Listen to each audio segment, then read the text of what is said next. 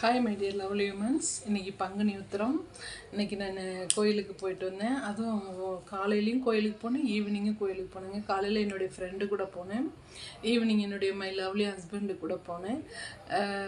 Friend அப்படிங்கிறவங்க இப்போ 3 இயர்ஸாக அவங்க எனக்கு ஃப்ரெண்டாக இருக்காங்க. நெய்பர்ஸு தான், கீழே வீட்டில் அவங்க குடியிருக்காங்க.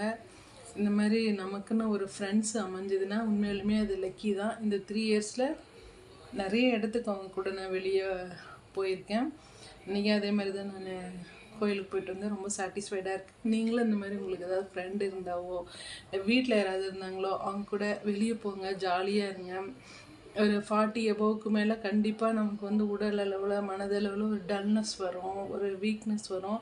அதுலேருந்து நம்ம ரெக்கவர் ஆகி வரணும்னா இந்த மாதிரி வெளியெல்லாம் போங்க. கோயிலுக்கோ ஏதோ ஒரு ஷாப்பிங் பண்ணுங்கள், முடிஞ்சால் பக்கத்தில் ஏதோ ஹோட்டலுக்கு போய் சாப்பிட்டுட்டு வாங்க, ஒரு பார்க் இருந்தால் பார்க்குக்கு போங்க. இந்த மாதிரி ஃப்ரெண்டுங்க கூட போயிட்டு உங்களை நீங்களே ஒரு ரிலாக்ஸை தேடிக்கோங்க. அது நாம் தான் அமைச்சிக்க முடியும், அடுத்தவங்க யாரும் தரமாட்டாங்க.